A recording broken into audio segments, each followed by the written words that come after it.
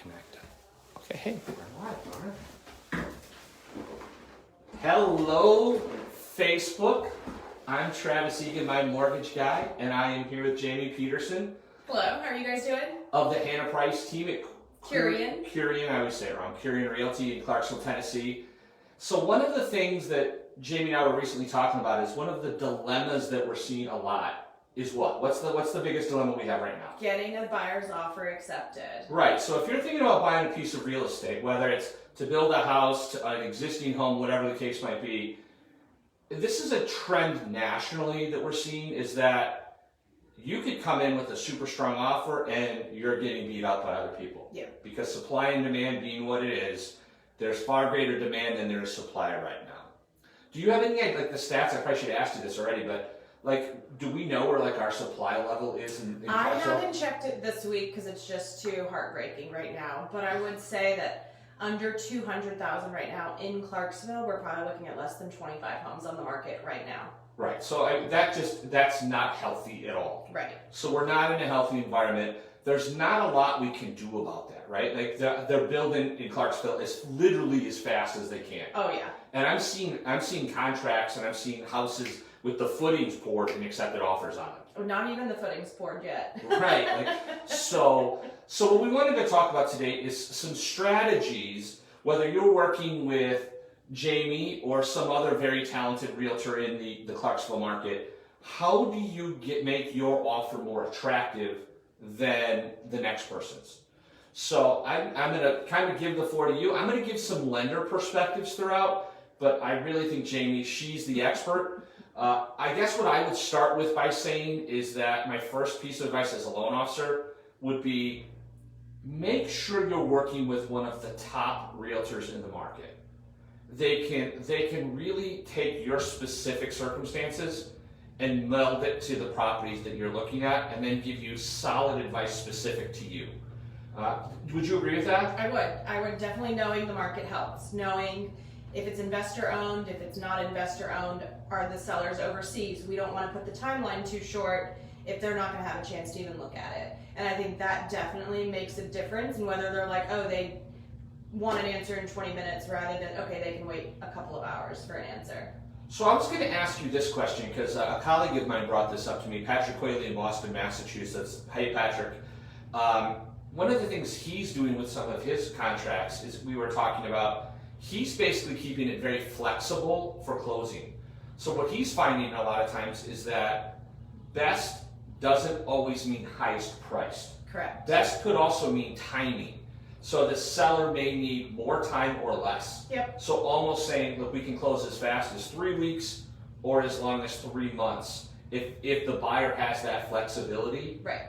So all you're trying to do is give the seller more options that may be more attractive than even a higher priced offer might be. And that's something I do. I'll talk to the listing agent before showing, right after showing, to make sure we connect. Hey, what is your seller situation? Do they need to move quickly? Do they need extra time? Do we have to close and give them temp occupancy because they're purchasing a home in another state as well? So that's something that I do that extra step to find out, hey, what's their situation? How can we make this work for both parties? And I think that, once again, that goes back to being, you're one of the best agents in Clarksville. I know that embarrasses you a little bit, but the data doesn't lie. So that's, I think that being flexible as a buyer, so the market we're in is such a seller's market. Once again, more demand than supply, and we're doing everything. I know the market's doing everything it possibly can to try to get more people to buy, or more people to sell, excuse me. We have plenty of buyers, and especially with people coming in.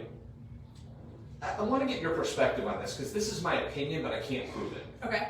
So what I'm seeing is you have people like me who came from up north, down south, Yep. right, to get out of the high-tax states. And then you have people from the coast, like New York and California, move into Nashville, which are pushing up Nashville prices extremely high. So you have the Midwesterners like me moving to Clarksville. Then you have the coast moving to Nashville. And it's kind of creating a squeeze in Clarksville. So you have people coming up from Nashville because you can still commute. Right. And then you have people from the Midwest coming south. So you have all of this additional pressure on Clarksville that there might not otherwise have been.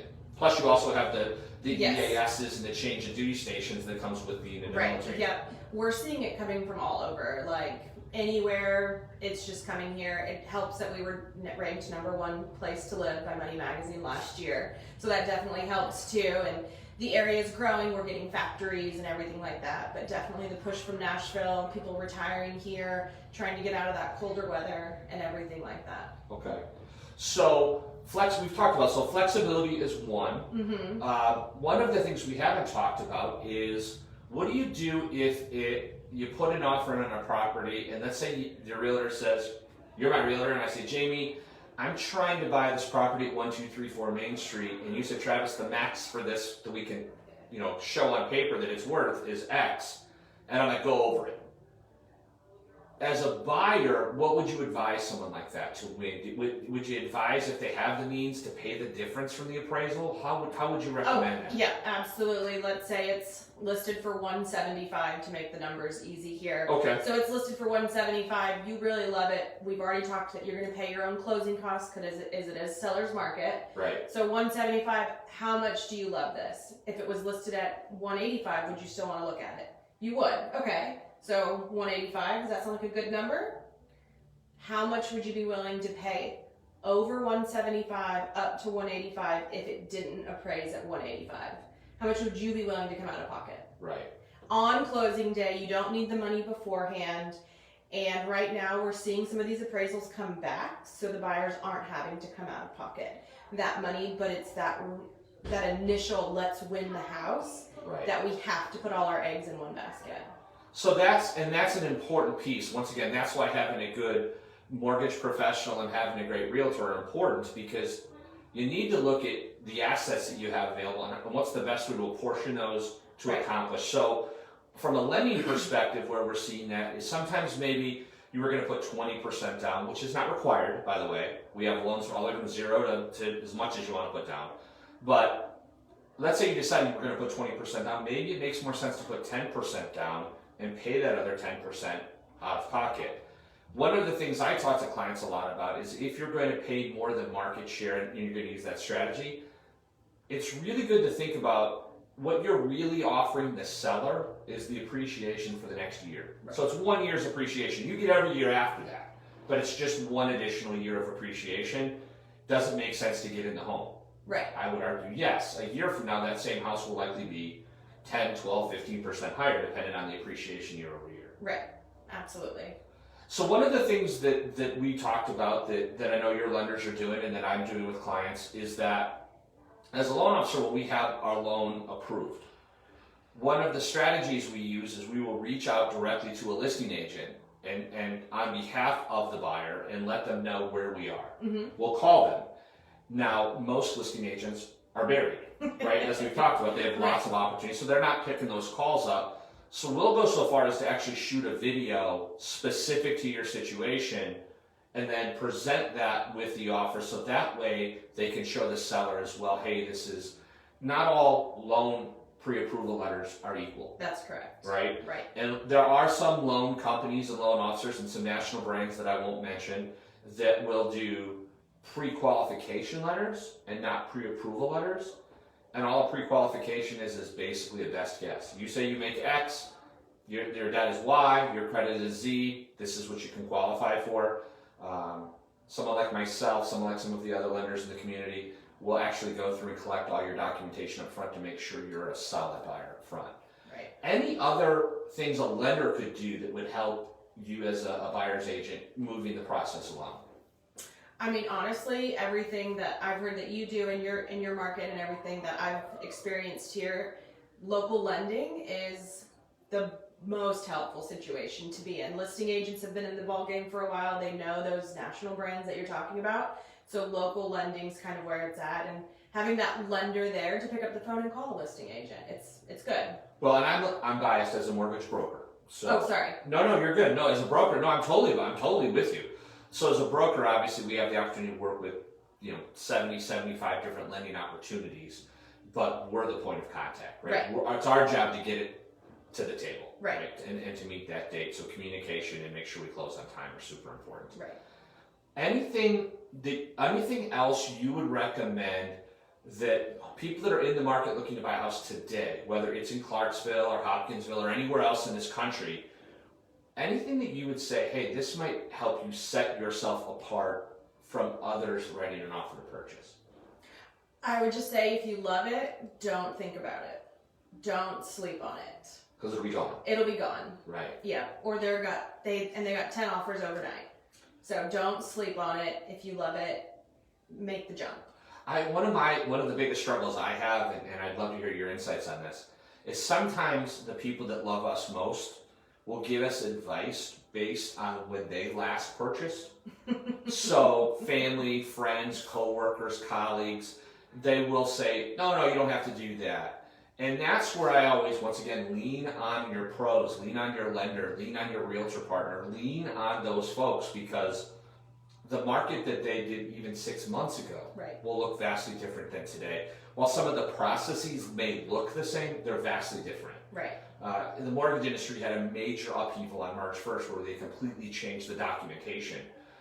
So those things are happening in real time. So if your person giving you mortgage advice didn't close their mortgage in the last 3 weeks, they probably don't know that. So that's the kind of thing where I think it's super important. Yeah, same thing in the real estate market. Nobody could have seen this 6 months ago, 3 months ago, that we'd be where we're at right now, offering cash for low appraisals on existing homes and everything like that. So definitely know that the market's always changing. And you said to me something that actually kind of caught me a little off guard just before we started shooting this, that you're starting to see more cash offers coming into Clarksville as well. Yep, we are definitely seeing cash offers. My buyers are getting beat out by them. And it's super, super crazy right now. So that's why, once again, I'm going to keep harping on this, so forgive me for kind of beating a dead horse, but having that pro that can manage that. Now, I want to speak specifically of you. Okay. Right? Because really, this is my opinion, and I probably should have vetted this before I just shoot this on a Facebook Live, but there are two types of agents, right? Some agents do both of these, and they do them exceptionally well. But luckily, in this case, you're a specialist. So there are some agents who list properties and sell properties, right? They do both, and they do it well. They're really talented. You specialize only, though, as I understand it, in working with buyers. Is that correct? Yes. So I am a buyer's agent on a team. We have 10 people on our team. We have 3 buyer's agents and 1 listing agent, along with all of our listing partners. But yes, I work with buyers in and out. I know the market was different a week ago as it is today, as when I first started almost 4 years ago. It's a completely different market, and I love working with buyers because it's really, really exciting on closing day for them. I'm sure. And I also will tell any buyer out there, whether you work with me or work with anybody else, if you don't love the home when you first walk it, you're not going to love the home on closing day.